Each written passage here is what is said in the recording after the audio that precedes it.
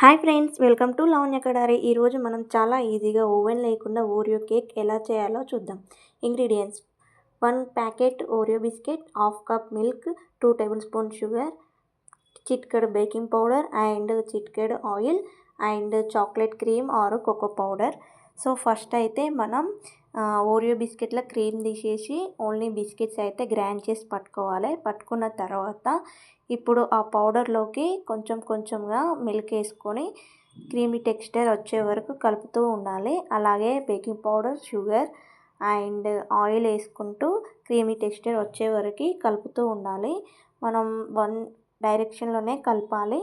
So లేకపోతే కొద్దిగా bubbles లాగా ఫామ్ అవుతుంది. సో మనం ఫస్ట్ నుంచి ఏ సైడ్ నుంచి కలుపుతామో అదే సైడ్ నుంచి కలపాలి, యాంటీ క్లాక్ వైజ్ లాగా. సో టెక్స్చర్ వచ్చేసింది. ఇప్పుడు ఇంకో బౌల్లోకి మనం కొంచెం ఆయిల్ అలాగే ఏదైనా పిండి ఉంటే పిండి దానిపైన చల్లేసుకోవాలి. కేక్ అతుక్కకుండా రావడానికి, లేదా ఏదైనా పేపర్ కూడా వేసుకోవచ్చు, లేదా బటర్ పేపర్ కూడా యాడ్ చేసుకోవచ్చు. సో నా దగ్గర బటర్ పేపర్ లేదు కాబట్టి నేనైతే పిండి అయితే యాడ్ చేశాను. ఇప్పుడు మనం ముందుగా రెడీ చేసి పెట్టుకున్న కేక్ బ్యాటర్ని ఈ బౌల్లోకి అయితే ట్రాన్స్ఫర్ చేయాలి. చేసిన తర్వాత మనం ఏదైతే కేక్ కుకింగ్ చేస్తామో ఆ బౌల్ని మనం హీట్ చేసుకోవాలి 15 మినిట్స్.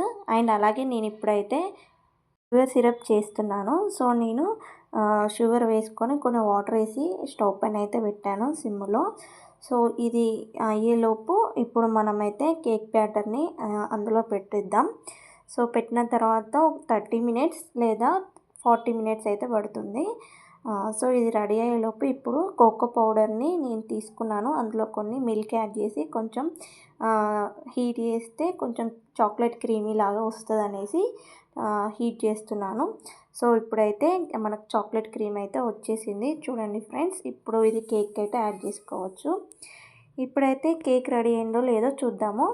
సో చాక్ పెట్టి చూస్తున్నాను. సో కేక్ అయితే రెడీ అయిపోయింది. స్టవ్ ఆఫ్ చేసేసి కొంచెం కూల్ అయ్యే వరకు పక్కకు పెట్టి కూల్ అయినాక మనం ఒక ప్లేట్లోకి అయితే తీసుకుందాము.